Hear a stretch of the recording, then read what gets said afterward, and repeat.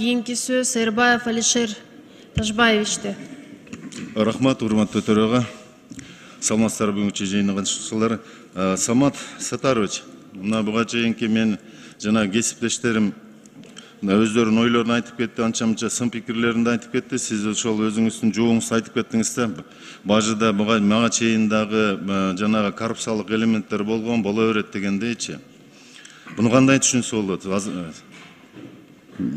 Алишер Ташбаевич, бул жерде адам фактору да бардыгына жооп бере албайт экенбиз, бирок тийиштүү иш-чаралардын баары жүрүп атат. Ички коопсуздук кызматыбыз, контрабандага каршы күрөшүү башкы башкармалыгы, жергиликтүү органдардагы башка укук коргоо органдары менен бизде ортодо байланышыбыз бар, түзүлгөн биргелешкен пландарыбыз бар, иш-чаралар. Ошолор боюнча иштер жүрүп атат. Буга чейинки дагы коррупциялык иштерди, элементтерди өзүңүз жакшы билесиз, иштер жүрүп келген. Ошол иштерди ушул күнгө чейин улантып келебиз. Мындан ары да улантмакчыбыз. Иш-чаралар көп, алар боюнча болгон колубуздан келген иштерди, жумуштарды аткарып атабыз. Ал жагын токтотпойбуз. Эми бир гана айта турган жагы, болуп аткан процесс азыркы күндө эмнеге болуп атат дегенде баягы адам факторуна алып келет экен акыркы аягы жолу. Эми туура айттыңыз, сиз өзүңүздүн деңгээлиңизге жараша жумушту алып барып атасыз, бирок ошол эле негизде азыркы өзүңүздүн жоогуңузга да азыркы күндө Бажыда канча коррупциондук зона и канча коррупционный риск бар? Эми рисктер көп, абдан эле көп. Коррупциялык зоналар дагы абдан көп. Канча бар конкретно? Мурун 8 коррупциялык зона бар эле, анын ичинен коррупционный риск 32 эле. Ошолор эмне болду? Алар боюнча иштер жүрүп атат. Азыркы күндө канча коррупционный зона, канча коррупциялык риск бар? Андан кыскарды деп айта албайм. Бирок бардыгы рискованный зонага кирет. Ар бир бажы кызматкери өзүнчө баягы рискти алып жүргөн кызматкер катары биз санайбыз. Азыркы күндө мына 40 миллиардка жакын бюджетке план түшпөй калып атат да. 98,5 сиздердики индикативный план бар болчу, аны 57 миллиардын аткардыңыздар.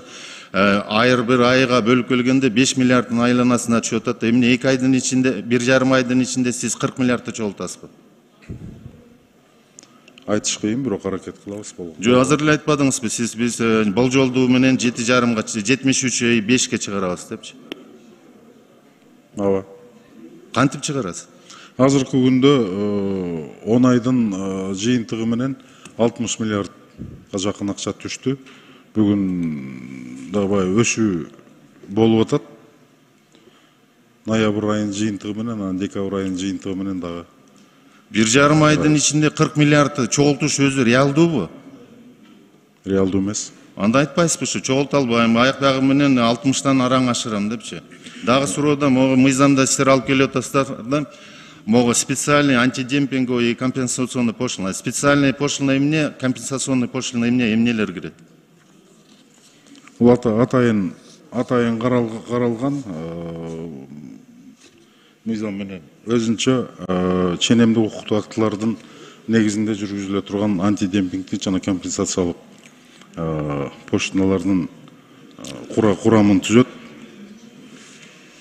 Ушулар качан төлөнүлөт? Булар баягы кайсы товарлардан? Шарт түзүп берүү негизинде бул тышкы соода экономика иштерине катышкан участник деп айтып атпайбызбы? Ошолор тарабынан жана бажы органдары тарабынан жөнгө салынат. Жок, билбесем билбейм деп эле жооп берип койбойсузбу? Азыр мына специальный антидемпинговый компенсационный пошлиналар боюнча канча товар кирди бизге? И кандай аракеттер болду? Төлөмү канча болду? Бул боюнча маалыматты албаптырмын. Кандай албайсыз? Ушул мыйзам каралып атса, алып келбейсизби сиз? Жалпы мыйзамдын менен тааныштыруу боюнча ана кагаздарын алып турум. Бул боюнча сизге мен жекече маалымат берип жиберейин, Алишер Ташбаевич. Дайымогу жанагыларды айткандачы сиз айтасыз да бул жакта налоговый жооп бериш керек эле жанагы боюнча депчи.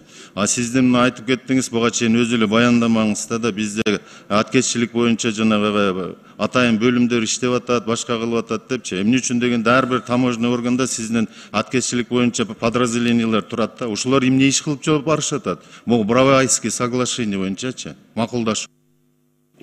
Буравайский макулдашуу боюнча иш алып барылып атат. Казакстандын территориясынан бизге өткөн маселе тууралуу кече жакында эле мынакей салык кызматы менен биргеликте биздин иш пландар каралып атат. Ал боюнча кол коюулар болот. Буга чейин дагы иштер жүрүп келди, бирок баягы биздин бажы кызматынын атайынбай уруксат берилген тартипте түзүлгөн комиссиянын негизинде иш алып барып атышты. Буравайский соглашение боюнча биз дагы ар дайым жолуккан сайын Казакстан тарап менен жана биргелешкен бажы кызматынын коллегиясында бул маселелерди талкуулап турабыз. 10 секунд кошуп коюңуздар. Рахмат. Самат Сатарович, сиз могу санкционка болуп атканын көрүпчү Россиядан. Колдонуп кетсеңиз болот эле да, шарттардычы. Адам фактору деп отура бербестенчи, могу Буравайский соглашение боюнча специальный антидемпинговый компенсационный товарлар Кыргызстанга көбөйүп кетти, кирип кетти. Сиздин балдарыңыз иштебей атат, мүмкүнчүлүктү колдонбой атасыз. Ошо Мен сизди түшүндүм, Алишер Ташбаевич. Эске алынат.